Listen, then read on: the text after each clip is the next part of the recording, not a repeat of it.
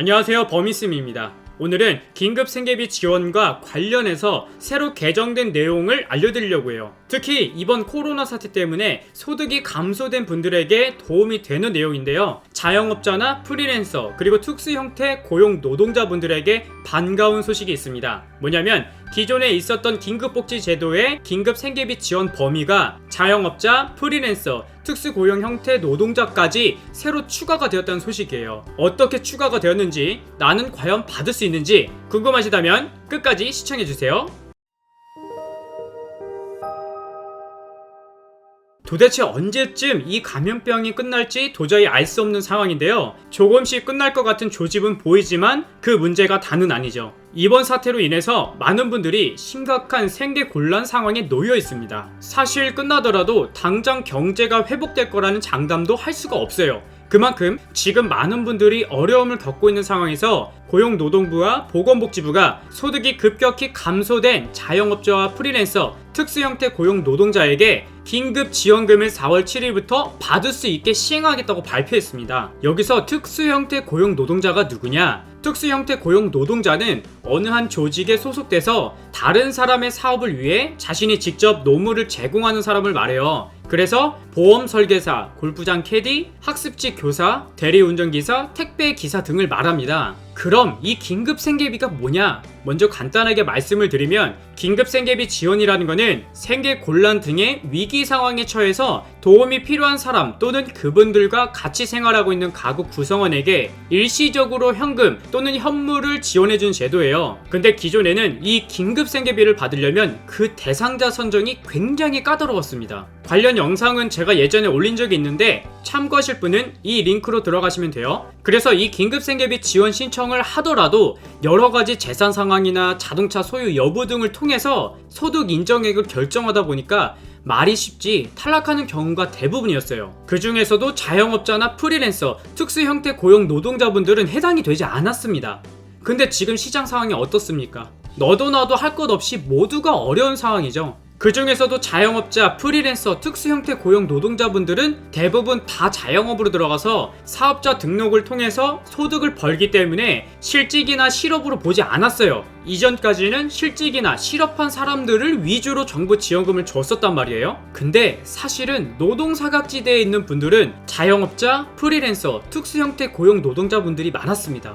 그래서 이번 감염병 때문에 무급으로 휴직을 시행하던 사업장도 많아지고 무급휴직 등으로 소득을 상실한 경우가 많이 발생했기 때문에 4월 7일부터 긴급지원 생계비를 지원받을 수 있게 되었어요. 그렇기 때문에 과거에는 주 소득자가 갑자기 돌아가셨거나 실종, 실직, 교정시설에 수용이 되는 경우에만 정말 긴급한 상황만을 긴급생계비 지원비를 대상으로 선정을 했지만 이번에는 개정안을 통해서 실직이 아닌 상황에도 지원금을 받을 수 있게 되었습니다. 그렇기 때문에 해당이 되시는 분들의 경우 내가 소득이 급격히 감소했다라는 것을 인정받게 되면 저소득 위기각으로 인정이 돼서 지원을 받을 수 있게 되었다는 거예요. 그럼 선정 기준을 한번 살펴볼게요. 선정 기준은 소득 재산이 기준 중위소득 75% 이하에 해당이 되셔야 됩니다. 그래서 4인 기준으로 말씀을 드리면 소득이 356만 2천원 이하일 때 해당이 되면 긴급복지 지원을 받을 수가 있습니다.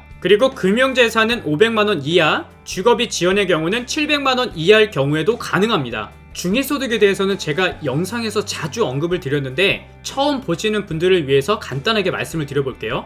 중위소득은 정부가 정한 기준치로 대한민국에서 가장 중간에 위치한 사람의 소득을 말해요. 좀 더 쉽게 말하면 우리나라 국민들 중에서 어떤 사람은 한 달에 1,000만원 버는 사람이 있고 또 어떤 사람은 한 달에 100만원 버는 사람들이 있듯이 사람마다 버는 돈의 크기가 다 달라요. 그래서 그 소득의 평균값이 아니라 정부가 정한 가운데값, 중간값이다 라고 생각하시면 됩니다. 그리고 일반 재산의 기준도 있어요. 일반 재산이라고 하면 토지, 건물, 자동차, 주택 등의 재산을 말하고요. 재산 기준은 대도시 1억 8,800만원, 중소도시 1억 1,800만원, 농어촌 지역은 1억 100만원 이하일 경우에 해당이 됩니다. 하지만 이 기준은 예전 재산 기준이고요. 이번에 새로 개정된 재산 기준은 여기에 약 35%가 확대되었습니다.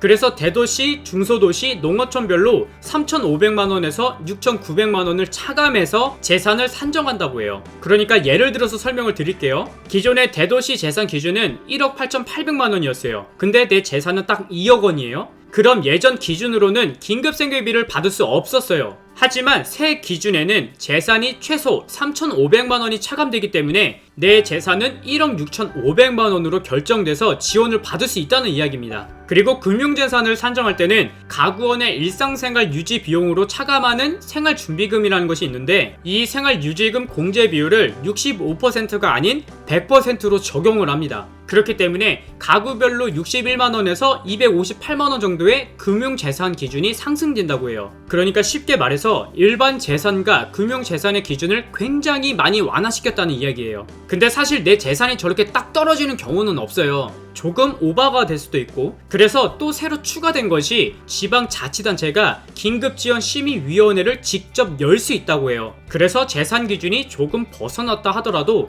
가구의 상황을 보고 긴급하게 생활비를 지원해야겠다 라고 검토를 하면, 소득과 재산의 기준을 조금 벗어난다고 하더라도 내가 지금 위기 상황이다 라고 생각이 들면 지방자치단체의 긴급심의위원회에 대해서 요청할 수 있으니까 활용하면 좋을 것 같습니다. 그리고 과거에는 긴급복지 지원을 받고 2년 이내에 재신청을 할 수 없었어요. 하지만 이번에는 사태가 너무 심각해서 전에 있던 규정을 폐지하고 긴급복지 지원을 2년 이내에 받았더라도 다시 지원할 수 있도록 규정을 변경했다고 해요. 그럼 이게 제일 중요한 이야기죠. 도대체 얼마를 지원받을 수 있을까요? 3인 가구의 생계 지원 금액은 최대 6개월 동안 매월 100만 2,400원이 지급이 되고, 구성원이 7인 이상이면 1명씩 증가할 때마다 22만 7,500원씩 추가로 지급을 하고 있어요. 그리고 의료 지원은 1회당 최대 300만원으로 최대 2번 받을 수 있고요. 해산비 지원 금액은 70만원, 장제비 지원 금액은 80만원, 전기요금 지원 금액은 50만원 범위 내에서 지원합니다. 긴급지원제도 신청하는 방법은 여러분들이 거주하는 근처 시군구청이나 읍면동 주민센터 또는 보건복지상담센터 129번으로 연락하면 신청할 수 있고요. 신청 후 2일 이내에 지원이 된다고 합니다. 오늘은 이렇게 새로 개정된 긴급생계비 지원에 대해서 알아봤는데요. 긴급복지제도는 사람을 살리는 게 우선이다 라는 개념에서 시작되었다고 해요. 그래서 내가 정말 위험한 상황에 처해 있다, 어렵다 라는 상황이면 보건복지부 상담센터 129번으로 전화를 걸어서 꼭 상담 받아보셨으면 좋겠어요. 오늘 준비한 영상은 여기까지고요. 영상이 도움되셨다면 좋아요와 구독 부탁드릴게요. 그럼 좋은 하루 보내시고요. 저는 다음 영상에서 다시 뵙겠습니다. 감사합니다.